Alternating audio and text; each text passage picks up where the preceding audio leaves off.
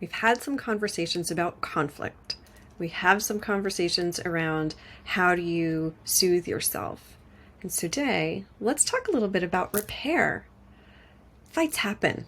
It's not that you fight, but how you fight and how you repair that are more indicative of how healthy your relationship is.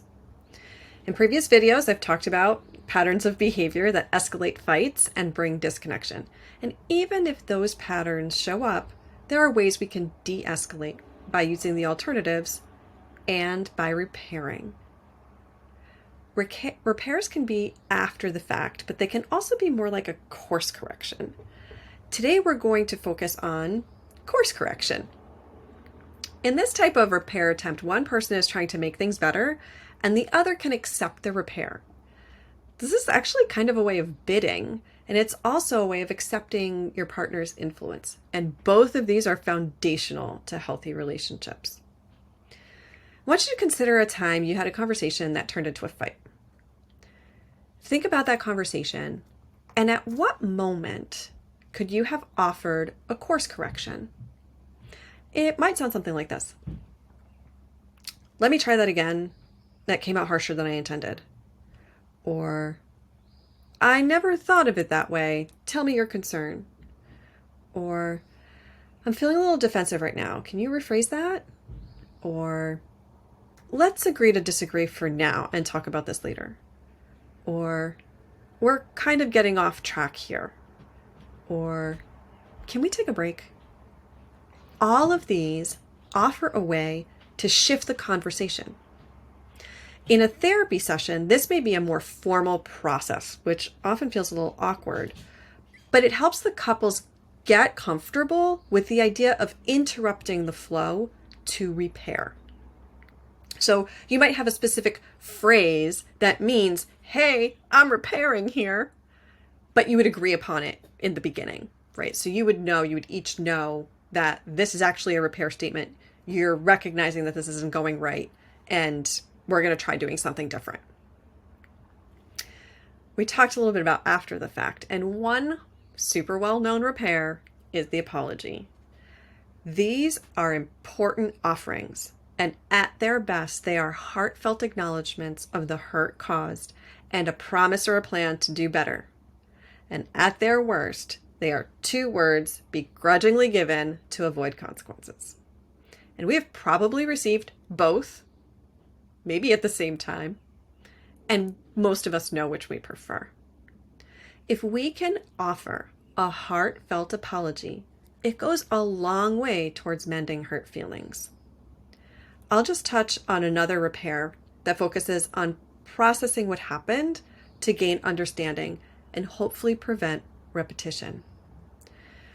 Processing negative events that happen between you builds trust and deepens your connection. An exercise called aftermath of a fight or regrettable incident that Gottman therapists use is just a way to process the negative experience between you and your partner. And you focus on what feelings you had in that moment, what the situation was for each of you in that moment, what potential things made this worse for you or enabled an escalation of this situation for you in that moment. And what are some ways that we could do this differently next time? So that process is often a long one because there's a lot to understand. There's a lot to know. And there's often a lot that we have to think about when we're the sharer, when we're sharing our experience. It's a very great trust building exercise though, because you're opening up to each other and you're listening to hear what your partner's experience was like in that situation, and hopefully crafting a larger view of the entire situation, which allows us to solution better, right? Listening and understanding must precede solution. So whether you are noticing that things went off track and you interrupt the flow as a course correction and say, whoops, let's try that again. That came out a little harsher than intended. This is not the way I want the conversation to go. Or everything has happened and we offer a heartfelt apology. Or we sit down and we talk with each other and we explore what happened. How did we get to that spot? What was going on with you when that happened? All of those ways in which we can repair our relationships.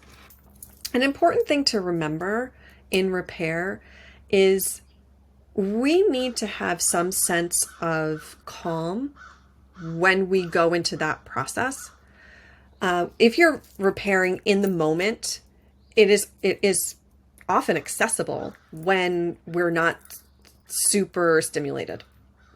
When we can first notice that this is going in a direction we didn't want it to go, or when we've noticed maybe we've said something that was a little tactless, right? That's when we pause. Once we get into a fight, and maybe we're both a little overstimulated or we've got really big feelings going on, oftentimes we start to lose the ability to use all our tools, right? Eloquently and well. So there is a sense of, hey, I need to be okay in myself in order to approach this. Think about even apologies.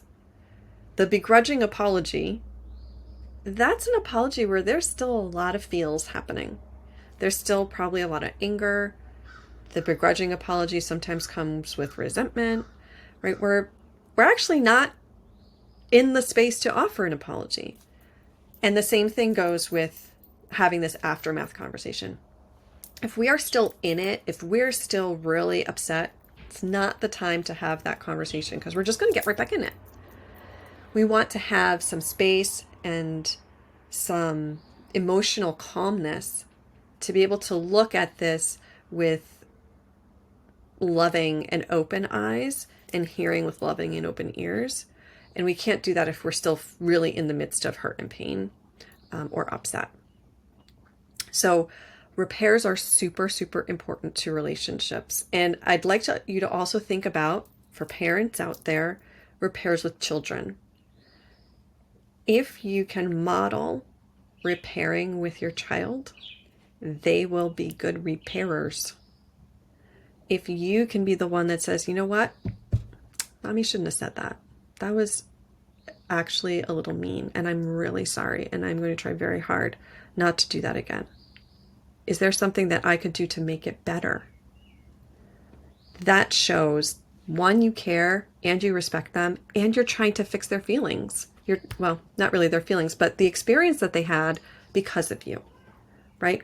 And that models a behavior that probably a lot of us didn't see modeled. So, repair is important. Managing yourself in order to be a good repairer is important. Get yourself in the space, calm yourself, self-soothe, and make the repairs. Be well. Take care of each other.